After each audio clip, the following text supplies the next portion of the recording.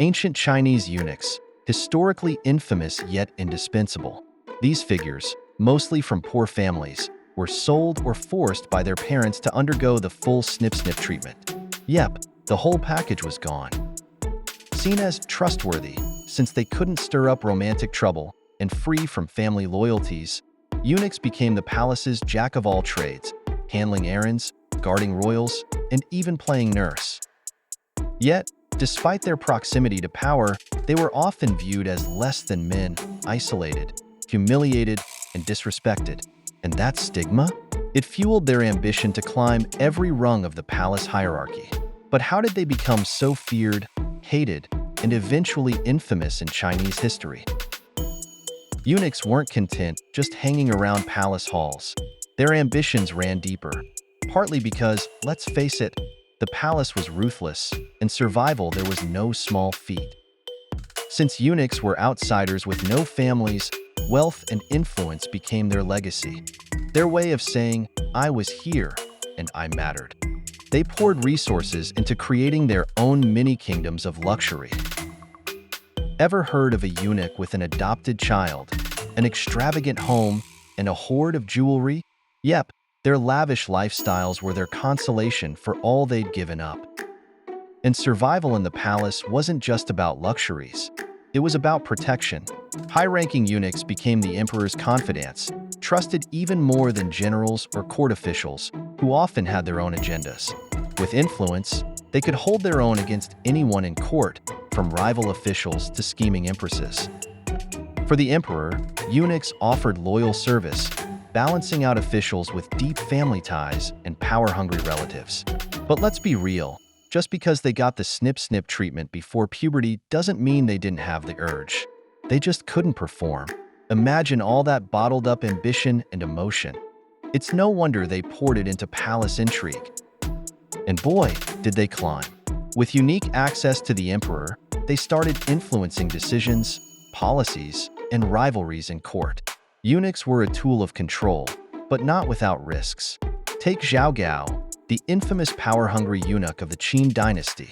He kept Emperor Qin Shi Huang's death a secret, forged a decree to eliminate the rightful heir, and installed Hu Hai, a controllable pawn, as emperor.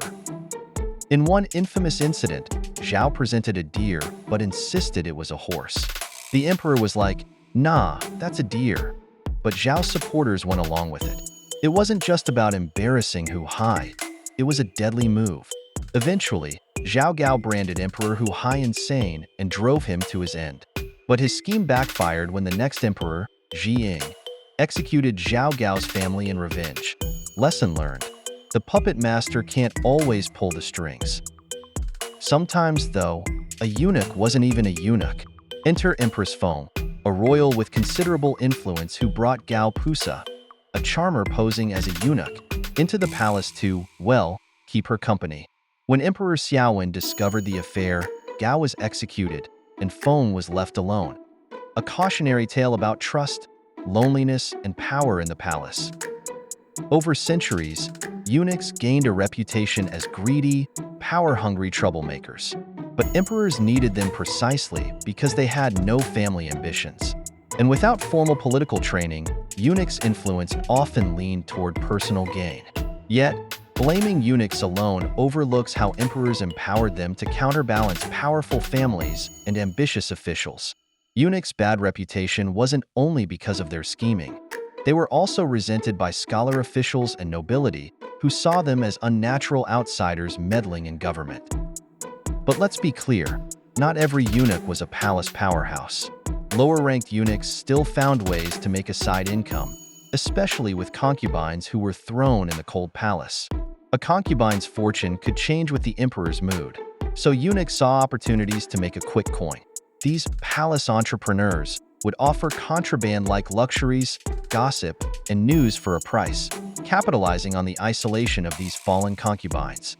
It was a high-stakes game of palace networking. Back the right concubine, and you'd be rewarded handsomely if she regained the emperor's favor. Talk about side hustle. Eunuchs were close to emperors from a young age, becoming their confidants and trusted attendants. They often knew the emperor better than his own family. A eunuch might be uneducated, but his influence came directly from the emperor.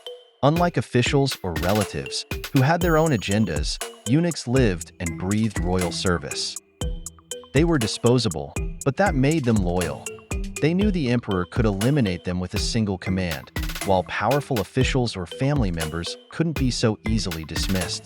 The irony? Their loyalty and power, rooted in the emperor's protection, often led them to heights and downfalls that left a permanent mark on Chinese history. So, remember, it wasn't just greed driving them.